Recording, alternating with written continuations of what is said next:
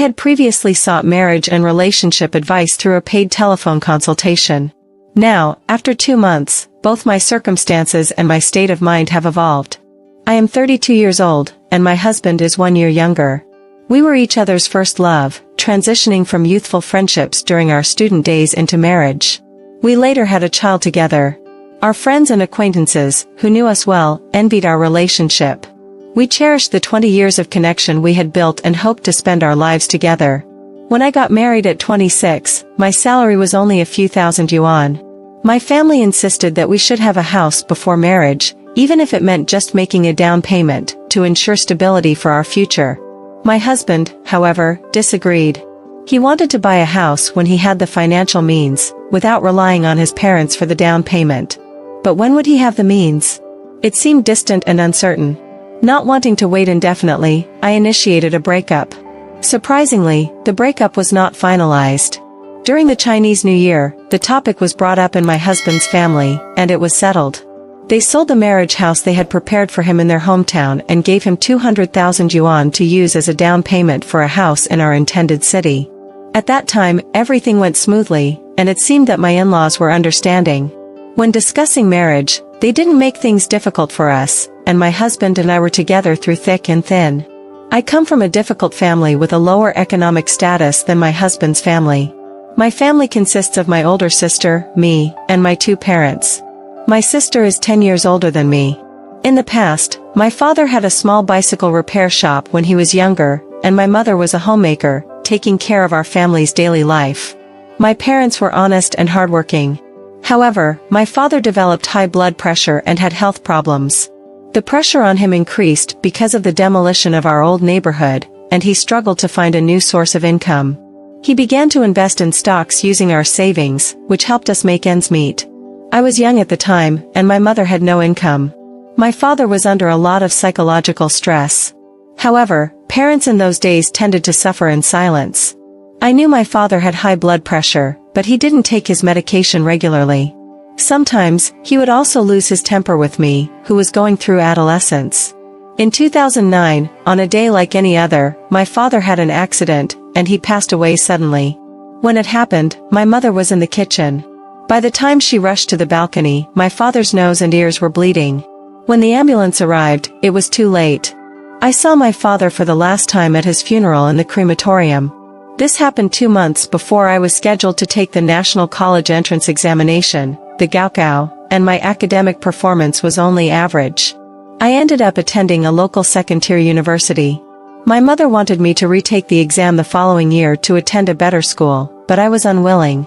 I wanted to leave that place and explore the world on my own.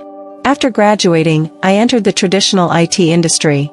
In the early years, I worked long hours and earned a modest salary. I wasn't particularly attractive, didn't know how to dress up, and my family wasn't able to offer much help. My husband is the only child in his family, and his parents wanted him to stay in their hometown, so they prepared a wedding house for him. But both of us were determined not to return to our hometown. We are from the same city, and we were classmates in middle school. We had mutual feelings for each other, but we didn't express them at the time. After we both took the National College Entrance exam, we officially started dating. We decided to stay in the new first-tier city where we were working, which was before the housing price surge in 2017. With the 200,000 yuan down payment his parents provided, we established a home here. At that time, I deeply loved my husband, and I felt grateful to his parents. I was well aware of my own situation. In my hometown, I would have been one of the last choices in the marriage market. In another city, I might have had the chance to meet someone better, but it would have required significant effort on my part, and I was afraid of getting involved with someone unknown. When I chose my husband, it was the best choice for me at the time. Back then, I had quite a bit of self-doubt. I felt that I lacked in many aspects, including looks, family background, and education. But I'm also a strong-willed woman, and I have a strong desire to be in control. Being able to influence his emotions meant security for me, and I found comfort in that. During that time, I treated my in-laws very well. I would buy them gifts for holidays and seasons, and sometimes even purchase household items like tissues and laundry detergent for them. In the first few years of our marriage, we paid off the mortgage together, had a daughter, and I switched from the traditional IT industry to the gaming industry. My salary went from a few thousand to over 10,000, and then over 20,000. I felt that my inherent self-doubt was gradually fading away. I grew up in a family with limited financial means, which made me value money. I was focused on earning and saving. My husband, on the other hand, didn't have such a strong desire to make money. In the previous years, he never expressed any interest in asking for a raise at his job. He had decent qualifications, with strong English skills and overseas study experience. We only began saving money in 2021. Prior to that, our salaries were not high, and there were no other sources of income. In 2020, we purchased a house, did renovations, and furnished it, spending all the savings we had accumulated. In the last 2 years, my salary increased significantly, and I started to save money, but family conflicts began to arise. My father-in-law had been on unpaid leave for many years, engaging in various business ventures and investments that didn't yield profits. In fact, they caused significant losses. My mother-in-law had her own business, and their finances were kept separate. My mother-in-law often complained that my father-in-law had squandered most of the family's money. I once asked my husband about his father's outstanding debts outside, and he replied that we didn't need to worry about it was his parents' issue. In 2021, I changed jobs. While my income increased, the workload also grew, and overtime became a daily routine. I had to spend 2 to 3 months on closed-door research and development projects, staying at the company's suburban location with a monthly trip back home. During one family dinner with my husband and his friends, when it was time to pay, he asked me to use his phone for the payment. As I held his phone, a WeChat notification from my father-in-law popped up. "Son, I've received the transfer." It was accompanied by a screenshot of a bank transfer. My curiosity got the best of me, and I quickly glanced at their chat history. From September to December, I saw several screenshots of bank transfer records on WeChat totaling 80,000 yuan. At the time, I was not at home and didn't dig further into his phone. After paying the bill, I returned his phone to him. However, the matter had already taken root in my mind. For over a week, I didn't confront him, but I would occasionally drop hints, telling him not to hide things from me, that I wasn't naive. He still didn't disclose anything. Unable to hold back any longer, I finally brought up the issue with him, but he tried to cover it up. I even called my mother-in-law that day and told her that my husband had been secretly repaying his father's debts while I was away on business trips, keeping it from me for 3 months.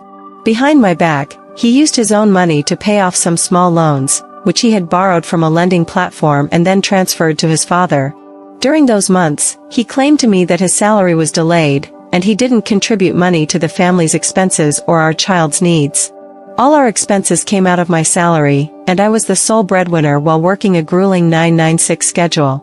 My hard-earned money was being used to support both our family and his parents, and I was completely unaware of this financial deceit. That evening, my father-in-law felt that I had caused a scene with the phone call and was making him lose face.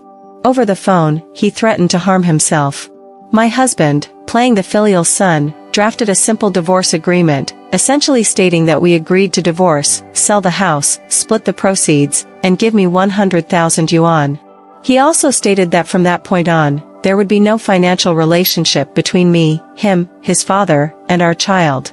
I was furious and tore up the agreement. I told him that our marriage was approved by both of our parents, and he couldn't simply divorce me with a piece of paper. My father-in-law's perspective is that he's done nothing wrong. He believes that it's normal for businesses to face losses, and that even losing tens of thousands of yuan is common. He also thinks that his son, being filial, will never neglect him. He accuses me of being a troublemaker and causing disturbances in the family. My perspective is different. I see my husband secretly taking money from me as deceit. He had months to tell me the truth, but he chose to keep it hidden. I felt like a mere money-making tool, lacking any respect. The trust between my husband and me shattered. Later, my husband claimed that he was both angry and desperate when he brought up divorce, and he didn't truly want to end our marriage. After a week of Cold War, we returned to our hometown and discussed the matter with my in-laws face to face. In total, my father-in-law owed 400,000 yuan in external debts, 300,000 yuan in small loans and 100,000 yuan in loans from relatives. My husband gave him 80,000 yuan, and he had 20,000 yuan left. He used the 80,000 yuan to repay the platform loan. There was a 200,000 yuan mortgage on their family property in our hometown, and he used this money to repay the platform loan. We agreed to pay back the 200,000 yuan in monthly installments to the bank for 3 years. The 100,000 yuan borrowed from relatives was to be repaid by my father-in-law himself. Regarding the 200,000 yuan we used for the house's down payment, my husband had an emotional attachment. He felt that he needed to repay his parents, who provided that money for us to buy the house. My husband assured me multiple times, but in the end, I was concerned about the well-being of our family. I accepted the conditions. However, I set 3 conditions. First, we would only accept the 200,000 yuan debt. Second, my father-in-law had to find a job after the Chinese New Year to repay the 100,000 yuan debt to relatives and couldn't idle at home or invest in various online schemes. Third, if my father-in-law continued to be involved in online scams or similar schemes, we wouldn't only disregard the additional debts but also the existing 200,000 yuan. After continuous assurances from my husband and my mother-in-law's support, my father-in-law reluctantly agreed to the conditions, and I also agreed. We now have to pay him 5,000 to 6,000 yuan each month to repay the debt.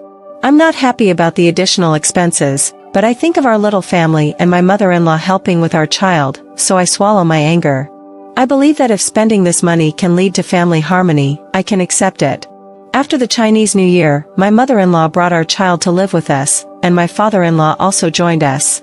He couldn't find work in our hometown and, at the age of 56, ended up working as a gatekeeper in our community. However, he looked down on this type of work. Because of his job, he had several conflicts at home, complaining that he was a highly intelligent and capable person but ended up as a gatekeeper in his old age.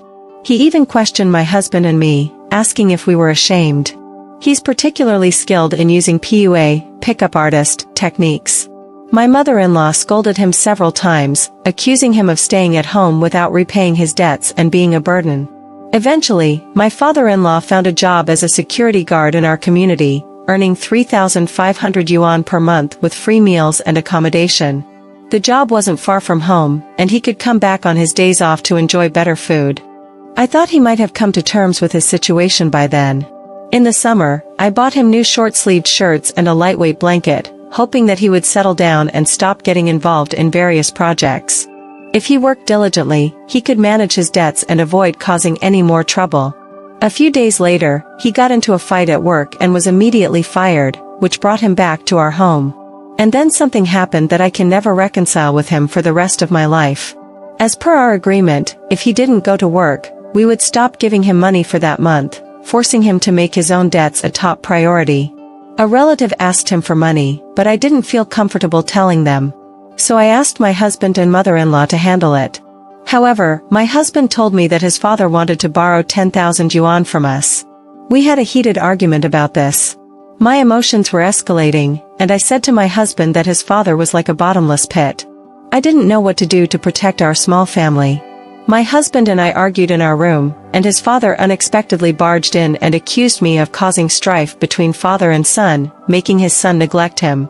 I lost my temper and said things I shouldn't have, mentioning that their family had a poor family culture where money was taken behind the wife's back. I said that when problems arise, women and children end up taking the blame. Then, his father physically attacked me. He hit me several times, and I was shocked. My husband was equally stunned.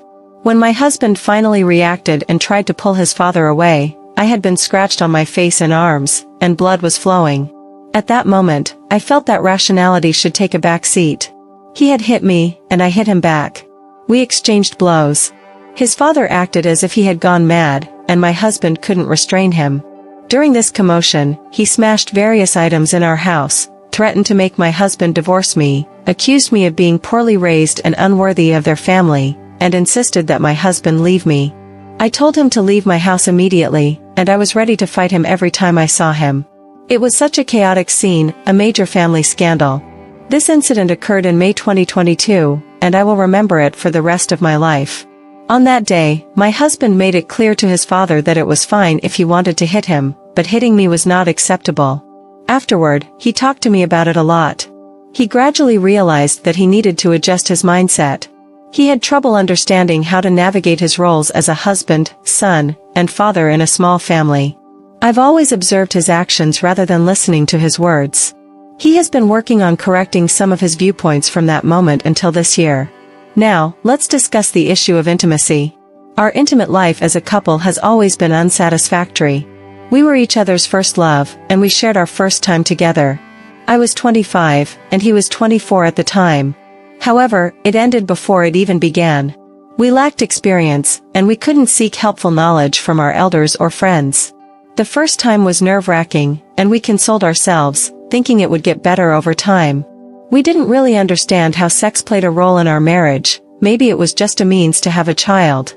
We were in our early 20s, and we didn't last long in bed. We rarely experienced climax, so I learned to fake it. Our intimate frequency was low, only 2 or 3 times a month, and most of the time, I initiated it.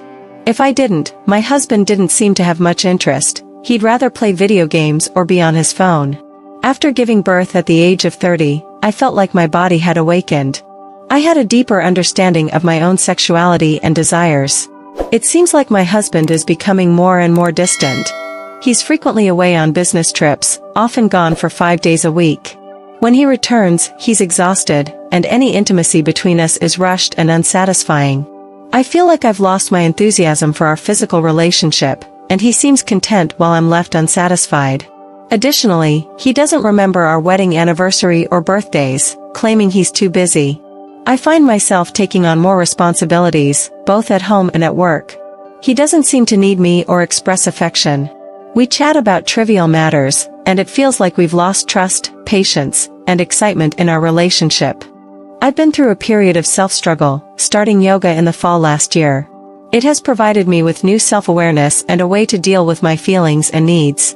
I used to keep my dissatisfaction about our physical relationship to myself, feeling it was private and somewhat shameful. But now, I wonder why I can't communicate my desires. I've talked to my husband about it, but he seems to want me to be pure, while I'm just a normal woman with physical desires. I work in the gaming industry and play games as well. Early this year, I met a man in a game. We started by teaming up in-game, then chatting on WeChat. In the short time we spent together, we created countless memories. I felt happier and more active during this period, despite the ongoing workload. In this virtual world, I experienced a different kind of connection with a man. We met in January and stopped talking in April. There were several months of no contact, but at the end of August, I reached out to him again, and in September, we met in person. What happened between us exceeded my expectations, and it was an experience outside of my marriage. I know that this behavior is wrong and even immoral. It might have hurt others. But at that time, it felt like an escape from my problems. I'm aware that an affair won't solve my marriage issues, it would only mask them. I don't want to engage in such actions again. I haven't internalized this, but I'm relying on my inner strength. This is something I won't discuss with anyone else. Who can tell me how to manage a sexless marriage, especially if my husband continues to face these challenges? He has always had issues with our physical relationship. I feel like my husband is the one I want to spend my life with, but the reality is far from ideal. We recently discussed our sexual issues, and he expressed his intention to seek professional help. To be honest, you can criticize me, but I feel more balanced now, despite the turmoil caused by my affair and the issues with his father's debts, which left me feeling mentally unstable. I'm no longer conflicted about the affair and no longer dwelling on it. Last night, my husband and I tried to be intimate again, but it had been about 10 days since the last time, and this time it lasted only 2 minutes. We discussed the issue of our sexual life. I asked him what we should do if treatment doesn't work, as my husband's physical health is not strong. He said if there really is no solution, we could consider divorce to not hold me back. I didn't respond. In my heart, I don't agree with divorce. I can't bear the thought of my child growing up without a complete family, in a single-parent household. I know my responsibilities as a mother, and I work hard to provide a good environment for my child. I also understand my role as a wife, supporting my husband's career and providing a stable home for him. Today, he went to see the urologist he had an appointment with, but he didn't share the details. I don't expect a complete cure. I value the stability of our family and the comfort of being together. We sleep in the same bed but apart, with no kissing, hugging, or touching. I've taken better care of myself, focusing on fitness, and maintaining my appearance, but his disinterest can be discouraging at times. In our sexual life, sometimes I take the initiative, and sometimes I get lazy, and ultimately it's not very satisfying for me. He sleeps soundly afterward. I've talked to a close friend of mine who is divorced. She told me that if the marriage can continue, it should. She believes in pursuing happiness for oneself. I listened to only half of what she said because she doesn't have children, and her situation is different. However, her words did influence me to some extent. After thinking about it, I met the other man, which was the wildest thing I've done in my 32 years. I won't dwell on the affair, it was just a one-time thing and doesn't affect my main judgment. My husband is improving, becoming less blindly obedient to his father. I'm continually strengthening our bond, making our small family a stable haven for him. Sharing these thoughts and experiences feels like a burden lifted. In today's society, we only share deep secrets with those we trust. None of my friends are willing to share all their secrets. I just don't know what to do in the future. If my husband's sexual issues persist, should I continue with this sexless marriage?